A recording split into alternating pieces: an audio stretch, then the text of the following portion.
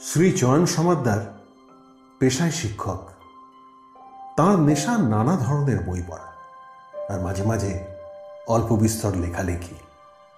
কয়েকটা বই আছে তাঁর, বইঘর, অবলোকন, আশবন্দিশ, আর কথা নয়, দ্বাদশ কল্প, গুন্ডি, দশচরিত কথা। চয়ন বলেন তিনি সাহিত্যিক নন, একজন শব্দ শ্রমিক মাত্র। এসব গল্প শুনির বড়দের আসরে আজ আমি পড়ে শোনাব শ্রী চয়ন সমাদ্দারের লেখা রাজভাষা গল্পটি। স্টাফ রুমে শ্মশানের স্তব্ধতা, সকলের মাথায় হাত, শুধু সেকেন্ড মাস্টারের মুখে বিজয়ীর হাসি। হেডমাস্টারকে উদ্দেশ্য করে বললেন, আমি আপনাকে সাবধান করেছিলাম এসব অনার্স ফার্স্ট ক্লাস এই ভুরসুটপুর হাই স্কুলে চলবে না। শুনলেন না? আমার মেজো ভাইরা সেজো ছেলে সে তো রেডি ছিল। এখন সামলান সাহেব ইন্সপেক্টর, ইট তো গেল স্কুলই না তুলে দেয়। হেডমাস্টার আমার দিকে এমন ভাবে তাকালেন যেন আমি ওর আরাধ্য দেবতা বঙ্কিম বাবুকে গালমন্দ করেছি, নয়তো ওর সাধের কলা বাগান তছনছ করে দিয়েছি। চোখ ছলছল করছে, ধরা গলা। এটা কি করলে দেবমাল্য? ইন্সপেকশনের সময় ইংরেজিতে কথা বলতেই অলম্বুসকে বারণ করনি? দীর্ঘশ্বাস ফেললাম। হেড স্যারের বাগানের কোনার ঘরটায় থাকি। ওর গৃহী আহারাদি। স্যারের ছোট মেয়ে টেপি আমার লোকাল গার্জেন। 6 বছরের গিন্নি আজ বেরোনোর আগে নথ নাড়া দিয়ে বলেছে, দেবুদা আজ ছুটির পর সোজা বাড়ি আসবে, ক্লাবের নাটকের মহড়ায় জুটে যেও না, তোমার তো হুঁশ চৈতন্য নেই। জল খাবারে আজ কলার পায়েস আর লুচি। আর জল খাবার! এই 40 টাকা মাইনের থার্ড মাস্টারির চাকরি এবার ছাড়তে হলো। সদাশয় ব্রিটিশ সরকার বাহাদুরের কেরানি মাস্টার আর শিক্ষিত বেকার সৃষ্টির শিক্ষা ব্যবস্থার প্রোডাক্ট আমরা। আমাদের তো এই নিয়তি। আবার কলকাতা, আবার জুতোর সুতলা খোয়ানো, আবার উমেদারি, আবার নো ভ্যাকেন্সি। মিনমিন করে বললাম, আমি শেখরকে পই পই করে বলেছিলাম, স্যার ইংরেজিতে বলিস নে। তা হতভাগা আজ এই কাণ্ড করবে, বুঝবো কি করে? হাত কামড়াতে ইচ্ছে করছে। কি কুক্ষণে যে নতুন ডাইরেক্ট মেথডে ইংরেজি শেখানোর ভূত চেপেছিল। শান্তিনিকেতনে গুরুদেবের কাছে এভাবে পড়েছি ম্যাট্রিক পর্যন্ত। তারপর তো কলকাতা নিয়ে এলেন বাবা। যাক সে কথা, ফার্স্ট ক্লাসের ছেলেরা ইংরেজিতে কথা বলার ব্যাপারটা যে যার মতো বোঝার চেষ্টা করছিল, কিন্তু শেখর মিত্তির উৎসাহে টকবক করে ফুটতে লাগলো। জীবনের প্রতিটি ক্ষেত্রে প্রয়োগ করতে লাগলো অধীত বিদ্যা। তবে একটা কথা মানতেই হবে, ও যা বলতো তাকে জোর দিয়ে ভুল কোনো মতেই বলা যায় না। শিক্ষক হিসাবে আমার গর্বিত হওয়াই উচিত ছিল, কিন্তু আমি তটস্থ হয়ে চলতে আরম্ভ করলাম। পণ্ডিত মশাইয়ের বাবা মারা গেছেন। পিতৃশোকটা খুব বেজেছিল তার। ক্লাসে পড়াতে পড়াতে মাঝে মাঝেই তার চোখে জল চলে আসতো। একদিন শেখর খুব সহানুভূতি নিয়ে বলল, sir I am sing water in your eye, my mind is hurting bad sir, forehead sir, nobody has a permanent father. পণ্ডিত মশাইয়ের মুখ থেকে শোকের ছায়া সরে দেখা দিল প্রগাঢ় আতঙ্কের ছাপ। ঠিক সেই মুহূর্তে হেড স্যার ক্লাসের পাশ দিয়ে যাচ্ছিলেন। তিনি এমন এক বিষম খেলেন যে গ্রুপ ডি থাকোহরি এক গ্লাস জল নিয়ে ছুটে এলো।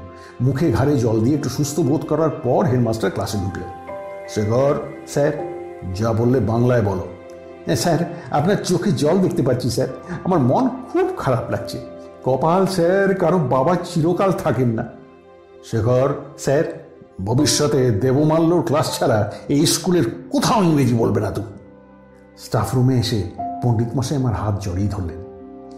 পিতৃশোকের উপর এই শখ যদি আরেকবার পেতে হয় দেবমাল্য, তবে আর বাঁচবো না আমি। ব্রহ্মহত্যার পাতক হবে তুমি। ওকে অনেক সান্ত্বনা দিয়ে শান্ত করতে হয়েছিল।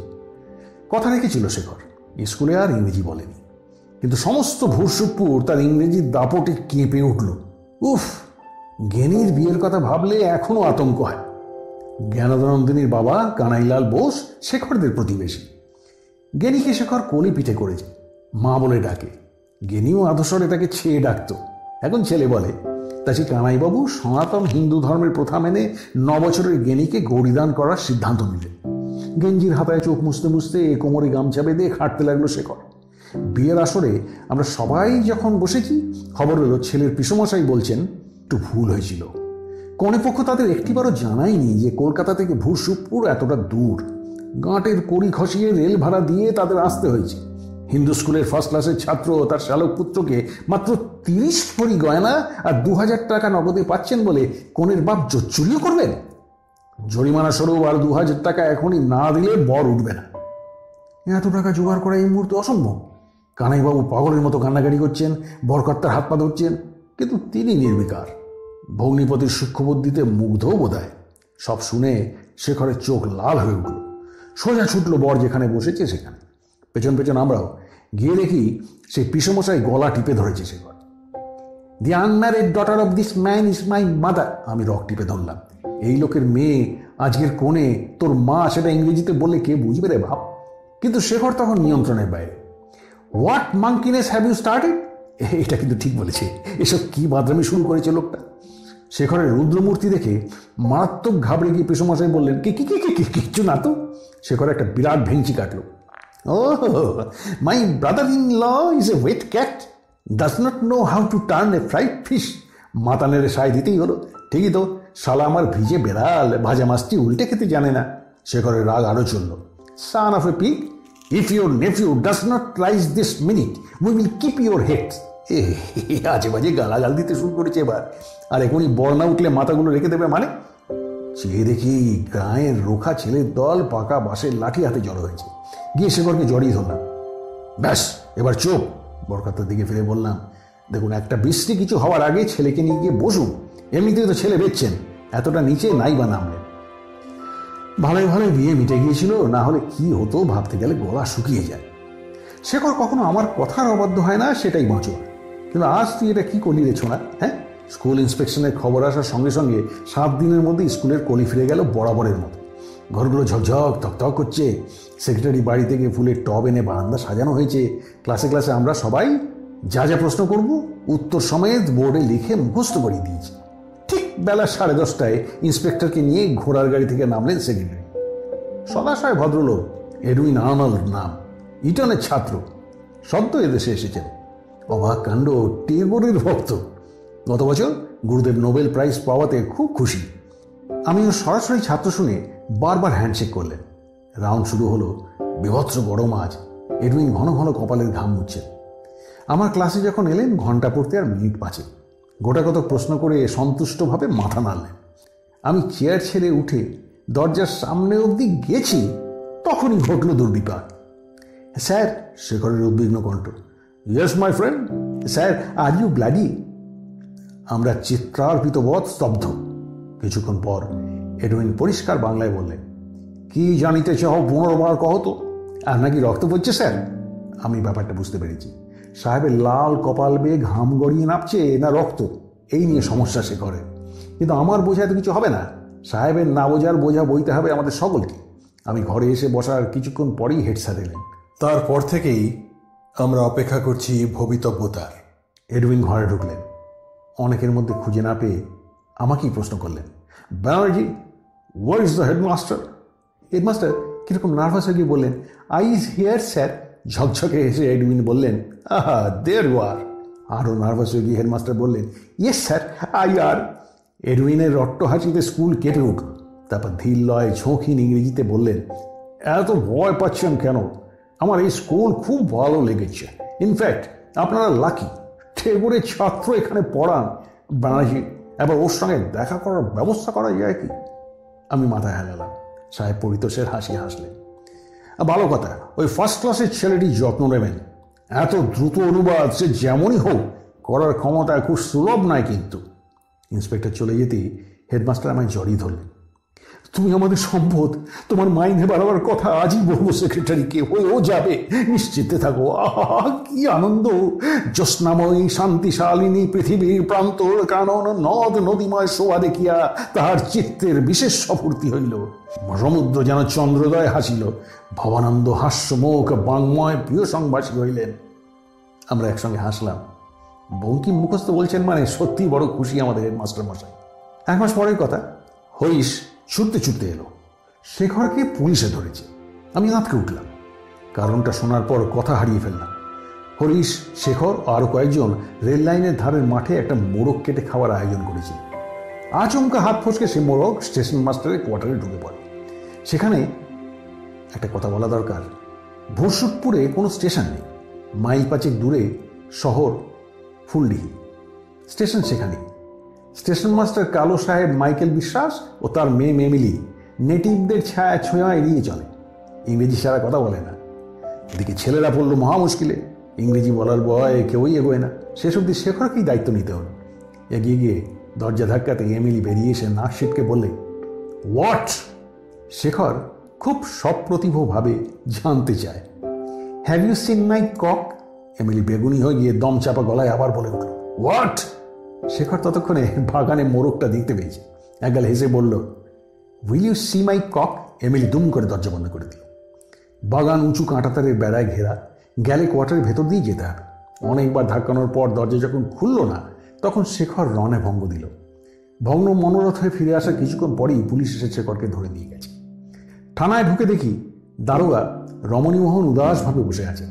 আমায় দেখে বললেন, মাস্টারমশাই, পুলিশে কাজ করে আর থানায় বসে তো রাজদ্রোহমূলক কথা বলতে পারি না, তবু চুপি চুপি জিজ্ঞাসা করি, আপনার বন্ধু বান্ধবের মধ্যে যুগান্তর বা অনুশীলনের কোনো সভ্য আছে নাকি?